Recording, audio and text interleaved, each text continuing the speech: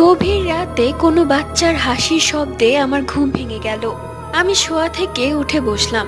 তাকিয়ে দেখি আমার ফ্লোরে 8 থেকে 9 মাসের একটি বাচ্চা হামাগুড়ি দিয়ে খেলছে।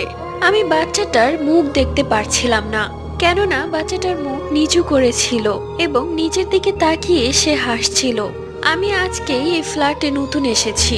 সারাদিন আমি এবং আমার স্বামী হাড় ভাঙা খাটুনি করে রাত 10টা নাগাদেই ঘুমিয়ে পড়েছি।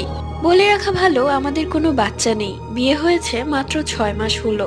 তাহলে এই বাসায় বাচ্চা এলো কোত্থেকে?